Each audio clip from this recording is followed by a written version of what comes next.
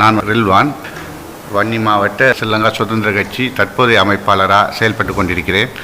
இன்றைய தினம் உத்தியோகபூர்வமாக எங்களது கட்சி அணி அங்கஜன் அணி வடக்கு யாழ் மாவட்டம் வன்னி அணிகளும் பிரதேச சபை உறுப்பினர்கள் மற்றும் மாகாண சபை உறுப்பினர்கள் பாராளுமன்ற உறுப்பினர் அங்கஜன் அவர்களோடு இணைந்து இன்றைய தினம் சுதந்திர கட்சி அணி ஜனாதிபதி ரணில் விக்ரமசிங்கே அவர்களுக்கு ஆதரவை தெரிவித்துக் கொள்கிறோம்.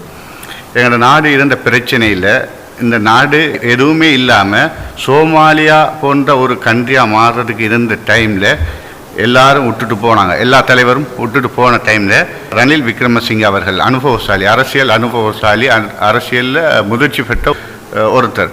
அவர் இந்த நாட்டை தான் பொறுப்பேற்று ஒன்றுமே இல்லாத சந்தர்ப்பத்தில் இந்த நாட்டை இவ்வளோ மட்டும் கொண்டு வந்து நிறுத்தியிருக்கிறார். இப்போ நிறுத்தினா நாங்கள் என்ன செய்யணும்னு சொன்னால் இந்த நாட்டில் நாங்கள் ஒவ்வொரு குடிமகனும் யோசிக்கணும். இந்த நாடு இருந்த டைமில் எல்லாரும் விட்டுட்டு போனாங்க.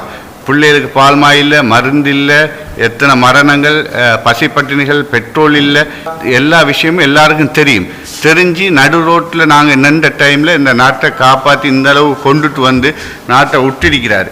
திரும்பி நாங்கள் ரிவர்ஸ் கியரை போட்டுட்டு பின்னுக்கு போக முடியாது. நாங்கள் எங்களால் முடிஞ்ச அளவு நாங்கள் இவரை திரும்பவும் இந்த நாட்டுக்கு கொண்டுட்டு வந்து திரும்பவும் இந்த நாட்டை முன்னேற்ற பாதையெல்லாம் கொண்டு செல்லணும். இன்றைக்கு கல்வி ஓரளவு பரவாயில்லை. எந்த ஒருத்தருக்கும் பசி பட்டினி இல்லாமல் தான் இந்த நாட்டு மக்கள் இருக்கு. கொஞ்சம் விலை உயர்வு தான், அதை நாங்கள் அட்ஜஸ்ட் பண்ணி கொண்டுட்டு போகத்தான் வேணும்.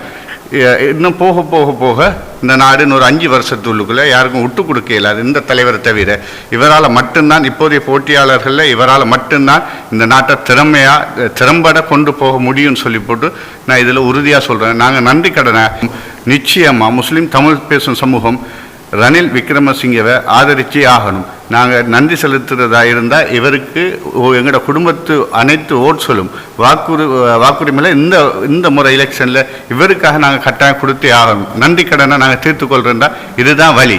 இன்ஷா அல்லாஹ் எல்லோரும் முஸ்லீம் சமூகம், தமிழ் சிங்கள சமூகம் எல்லோரும் மறந்ததெல்லாம் மறந்துடுங்க, பழைய கதையெல்லாம் மறந்து எமது ஜனாதிபதியை வெல்ல வைக்கிறதுக்கு பாடுபடுவோம்.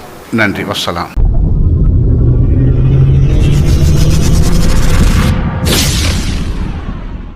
முசலி நியூஸ், இது ஒரு ஜனரஞ்சகமான குரல்.